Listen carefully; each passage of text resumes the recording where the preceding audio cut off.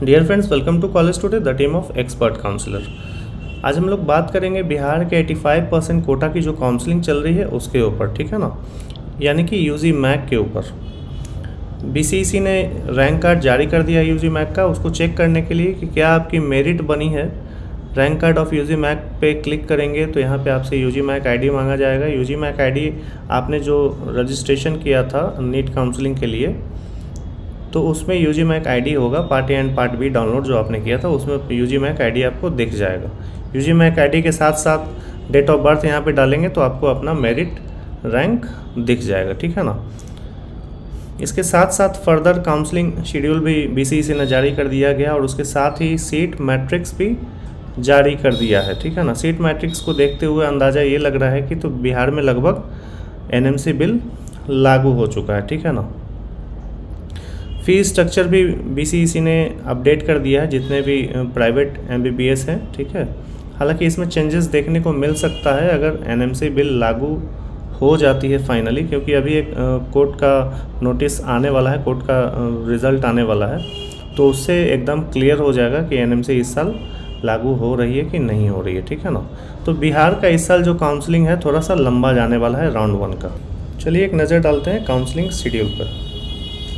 Counselling schedule की बात करें तो देखिए यहाँ पे आप देख सकते हैं चॉइस फिलिंग का जो शेड्यूल है 7 अगस्त को मेरिट लिस्ट जारी हो गई। इसके साथ साथ चॉइस फिलिंग का जो प्रोसेस है 9 तारीख को स्टार्ट होगा और 14 अगस्त तक चलेगा। फर्स्ट राउंड का जो अलॉटमेंट है वो 20 अगस्त को आने वाला है। इसके साथ साथ 20 से 24 के बीच में डॉक्यूमेंट वेरिफिकेशन और एडमिशन की प्रक्रिया होगी। बाकी सेकेंड राउंड का जो प्रोसेस है वो अभी डिक्लेयर नहीं हुआ है, ठीक है ना।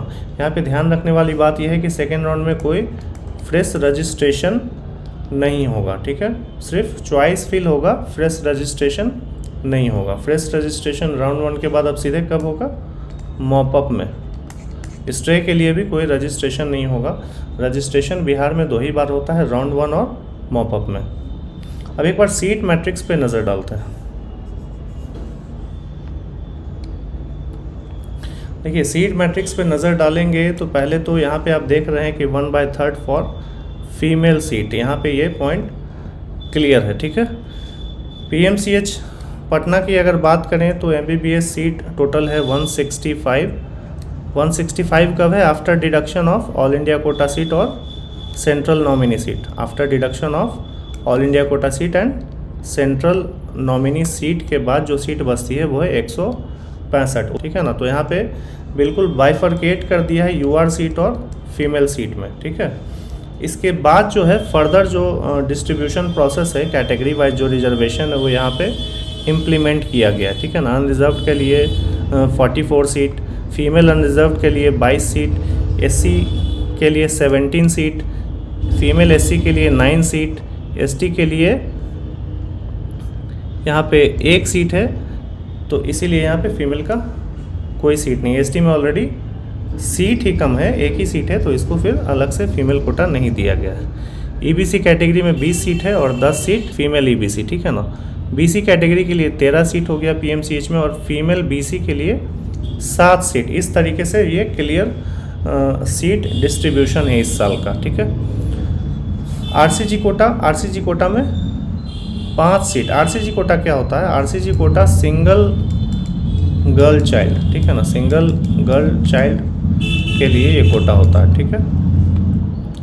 तो यहाँ पे क्लियर है। यहाँ पे आप देखिए डीएमसी लहरियासराय की अगर बात करें तो यहाँ पे भी देखिए डिस्ट्रीब्यूशन ये है, 65 हो गया अनरिजर्व सीट और 32 फीमेल सीट।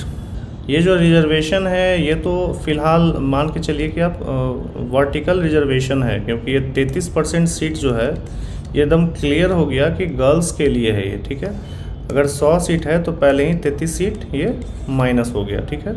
बाकी सीट हो गई अनरिजर्व्ड। इसके बाद इस सीट पे जो ये जो रिजर्वेशन है ये हॉरिजॉन्टल रिजर्वेशन है, ये कैटेगरी वाइज हर कैटेगरी में 33% का रिजर्वेशन फीमेल के लिए लग गया, ठीक है। अब यहाँ पे कॉलेज वाइज आप देख सकते हैं कि क्लियर सीट मैट्रिक्स है, तो यहाँ पे कोई कन्फ्यूज़न नहीं है कि किस को कितनी सीट मिली। यहाँ पे यूआर ओपन सीट जो है वो हो गई 57 और 28 सीट हो गई गर्ल्स कोटा, ठीक है ना, फीमेल कोटा। तो इस तरीके से सीट डिस्ट्रीब्यूशन है गवर्नमेंट कॉलेज का। डेंटल के केस में भी आप देख सकते हैं 20 सीट हो गई यूआर और 10 सीट हो गई गर्ल्स के लिए। एक बार आप प्राइवेट एमबीबीएस सीट पे नज़र डालते हैं।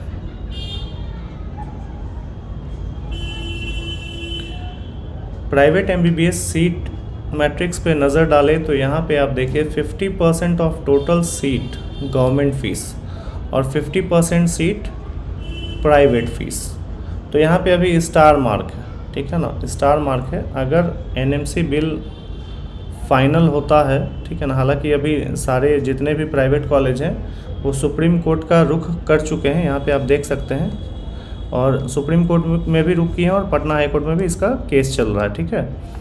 तो हो सकता है कि गवर्नमेंट के पक्ष में ही फैसला हो। अगर गवर्नमेंट के पक्ष में फैसला होता है तो इतनी जो सीट है वो गवर्नमेंट सीट मानी जाएगी प्राइवेट कॉलेज की, ठीक है ना। इतनी सीट जो है बच गई प्राइवेट। अगर ये नियम लग भी जाता है एनएमसी वाला 50% गवर्नमेंट सीट वाला, तो यहाँ पे 33% गर्ल्स कोटा का कोई मतलब नहीं है, ठीक है ना। यहाँ पे ये रिजर्वेशन एप्लीकेबल नहीं होगा, क्योंकि प्राइवेट कॉलेज जितने भी हैं यहाँ पे किसी भी तरह का कोई रिजर्वेशन नहीं लगेगा। मेरे हिसाब से सारी जो सीटें होंगी अनरिजर्व्ड होनी चाहिए, ठीक है ना। तो यहाँ पे जो नंबर ऑफ़ सीट है 150 सीट है कटिहार में, तो अब 75 सीट जो हो जाएगी गवर्नमेंट सीट हो जाएगी। इसके साथ इसके बाद जो डिस्ट्रीब्यूशन है वो इस तरीके से 26 seat UR, 38 seat Muslim minority और 11 सीट एनआरआई कोटा, ठीक है। एनएमसीएच सासाराम की बात करें तो टोटल 150 सीट, 75 सीट हो गया गवर्नमेंट कोटा पे, 64 यूआर और 11 एनआरआई, ठीक है। तो ये जो अभी सीट मैट्रिक्स है ये एनएमसी बिल के अकॉर्डिंग है, जो कि कल रात में ही अपलोड किया गया, ठीक है ना। तो अगर एनएमसी बिल लागू होता है फाइनली तो ये सीट मैट्रिक्स रहने वाली है। इसके बाद गवर्नमेंट एमबीबीएस सीट पे तो कट ऑफ में बहुत ज़्यादा चेंजेस देखने को मिलेगा। अगर 85% सीट की बात करें, अगर 85% कोटा की बात करें तो यहाँ पे बहुत ज़्यादा चेंजेस देखने को मिल सकता है कट ऑफ में, ठीक है ना, क्योंकि यहाँ पे सीट जो है बहुत ज़्यादा डिफ़र करेगा। तो इस साल जो है कट ऑफ पे बहुत ज़्यादा चेंजेस देखने को मिल सकता है। फीमेल का कट ऑफ थोड़ा सा बेहतर होगा, मतलब कहने का मतलब है कि जितनी उम्मीद की जा रही थी कि 610 या 608 नंबर सेफ साइड है, हो सकता है फीमेल कैटेगरी को 600 के लमसम यहाँ पे सीट मिल सकती है। वहीं प्राइवेट के केस में क्या होगा, अगर ये नियम लग जाता है तो मेरे हिसाब से जो नीचे मार्क्स के कैंडिडेट हैं 580 प्लस पे भी यहाँ कॉलेज मिलता हुआ नज़र आएगा, ठीक है ना, अगर गवर्नमेंट सीट की बात करें तो। वहीं प्राइवेट सीट की अगर बात करें तो जो भी ऊपर के कॉलेज हैं, केएमसी कटिहार हो, माता गुजरी हो, प्राइवेट सीट का कट ऑफ बहुत ऊपर देखने को मिलेगा अगर ये नियम फाइनली लगता है तो। और इसके साथ साथ आपको फ़ीस में भी चेंजेस देखने को मिलेगा। अभी जो फ़ी शेड्यूल है, अभी जो फ़ीस स्ट्रक्चर, उस पर एक नज़र डालिए। अभी जो फ़ी स्ट्रक्चर है वो इस प्रकार से है। अगर मधुबनी मेडिकल कॉलेज की बात करें तो अभी जो ट्यूशन फ़ीस है आपका वो है 13.5 लाख रुपए, डेवलपमेंट फ़ीस है 50,000, हॉस्टल फ़ीस है 3 लाख। तो ये अभी तो ये नॉर्मल फ़ीस है, लेकिन यहाँ पे एक नोटिस आप देख सकते हैं, the above minimum fee structure is subject to the outcome of writ petition pending in the honourable Supreme Court and the writ petition pending in the honourable High Court Patna with regard to fee fixation on the 50% seats at par with the fee of Government Medical College of Bihar. It may be revised if 50% of the total seat is fixed at par with the fee of Government Medical College of the state. तो यहाँ पे आपको private seat में फिर hike देखने को मिल सकता है फीस में। हो सकता है कि ये फ़ीस लगभग 20 लाख पर ईयर के लमसम जा सकती है, ठीक है ना, अगर एनएमसी बिल लागू होता है तो जितने भी कॉलेज के फ़ी डिटेल यहाँ पे है, यहाँ पे आपको हर पेज में सेम नोटिस देखने को मिलेगा। देखिए, ट्यूशन फ़ीस जो है 4.5 साल पेएबल होता है, डेवलपमेंट फ़ीस भी आपको 4.5 साल देना है, इसके साथ साथ ट्रांसपोर्टेशन 5.5 साल देना है, हॉस्टल फ़ीस 5.5 साल देना है, ठीक है। कटिहार मेडिकल कॉलेज की बात करें तो फ़ीस देखिए लास्ट ईयर वाला ये फ़ीस में किसी भी तरह का कोई चेंजेस नहीं है। 9,35,000 ट्यूशन फ़ीस लास्ट ईयर भी था, इस साल भी है। Development fees 1,20,000, hostel fee 2.5 lakh, student amenities 50,000 ये दोनों चार्ज आपको देने पड़ेंगे 5.5 साल, और ये दोनों 4.5 साल। देखिए यहाँ पे भी सेम नोटिस है, ठीक है ना। तो 50% सीट अगर गवर्नमेंट में गई तो यहाँ पे ट्यूशन फीस बढ़ जाएगा, ठीक है। ट्यूशन फीस के साथ साथ कट ऑफ भी काफ़ी ऊपर जाएगा। प्राइवेट MBBS सीट की अगर बात करें तो फिर हमको लगता है कि जितने भी कॉलेज है 300+ स्कोर पे ही क्लोज हो जाएंगे। Narayan medical college last year वाला ही फीस है, इसमें अभी तक तो कोई चेंजेस देखने को नहीं मिला, ठीक है। लास्ट ईयर वाला ही फीस है। नेताजी सुभाष जो लास्ट ईयर फीस था वही फीस इस साल भी है। ये फाइनल फ़ीस है, इसमें जितने भी फ़ीस स्ट्रक्चर आप देख रहे हैं ये फाइनल है, ठीक है ना। अगर कोई आपको कहता है कि किसी भी तरह का नेगोशिएशन फ़ीस में होता है या करा देंगे तो ये पॉसिबल नहीं है। जो यहाँ पे मेंशन है वो आपको एटलीस्ट पे करना होगा, ठीक है। फ़ी नेगोशिएशन वहीं होता है जहाँ सीट या तो भर्ती नहीं है या बहुत ज़्यादा फ़ीस है, ठीक है ना। जैसे डीम्ड यूनिवर्सिटी में जहाँ 25 लाख फ़ीस है, 27 लाख फ़ीस है, वहाँ सीटें नहीं भर रही हैं, तब वहाँ पर नेगोशिएशन देखने को मिलता है, ठीक है। राधा देवी का फ़ीस अपडेट हो गया, लेकिन NMCC जो इसका परमिशन है अभी होल्ड पे है। हालांकि मेरे हिसाब से चॉइस फिलिंग तक क्लियर हो जाना चाहिए, ठीक है। श्री नारायण की बात करें तो 13 lakh per year tuition fees है, 3 लाख हॉस्टल है, 72 लाख का यहाँ पे एग्जैक्ट पैकेज है ये। वहीं लॉर्ड बुद्धा मेडिकल कॉलेज की बात करें तो 12 lakh per year tuition fees है, 3 लाख का हॉस्टल है, 15 लाख पर ईयर यहाँ पे करना होगा विथ हॉस्टल। किसी भी तरह का कोई चेंजेस नहीं है, लास्ट ईयर वाला ही ट्यूशन फीस यहाँ भी एप्लीकेबल है। माता गुजरी की अगर बात करें तो 9,63,000 जो है वो ट्यूशन फीस है। इसके अलावा यहाँ पे 1 लाख की रिफंडेबल सिक्योरिटी है। इसके अलावा हॉस्टल फ़ीस यहाँ पे थोड़ा सा ज़्यादा है, 2 लाख रुपया हॉस्टल फ़ीस है। इसके साथ साथ 1 लाख रुपया मेस चार्ज है। स्टूडेंट एमिनिटीज़ फ़ीस है 2 लाख, तो यहाँ पे लगभग 5 लाख रुपये पर ईयर आपको पे करने हैं, ठीक है ना। ये आज की पेपर की न्यूज़ है जो कि बिहार के अखबारों में आज का फ्रंट पेज रहा है ये, ठीक है ना।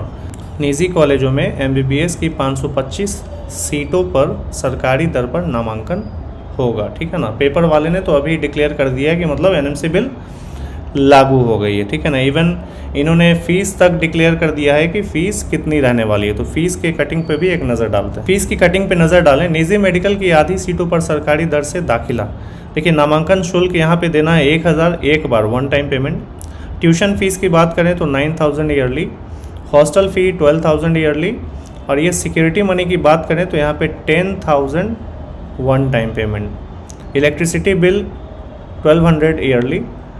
इसके बाद पत्रिका शुल्क 500 ईयरली। कॉलेज गतिविधि के रूप में है 2,000 वन टाइम पेमेंट। छात्र कल्याण शुल्क 5,000 वन टाइम पेमेंट। छात्र संघ शुल्क 100 रुपीज़ वन टाइम पेमेंट, ठीक है। तो ये एक ट्यूशन फीस डिफ़ाइन किया है, पेपर के द्वारा डिफ़ाइन किया गया है, ठीक है ना। ऑफिशियली ऐसा कोई फ़ी जारी नहीं किया गया है जो कि प्राइवेट MBBS कॉलेज के गवर्नमेंट सीट पे लगने वाली है, ठीक है। उम्मीद करता हूँ आज का वीडियो आपको अच्छा लगा होगा, इन्फॉर्मेटिव लगा होगा। वीडियो अच्छा लग रहा है तो वीडियो को शेयर करें, लाइक करें और चैनल को सब्सक्राइब ज़रूर करें। मिलते हैं अगले वीडियो में। Thanks for watching, have a good day.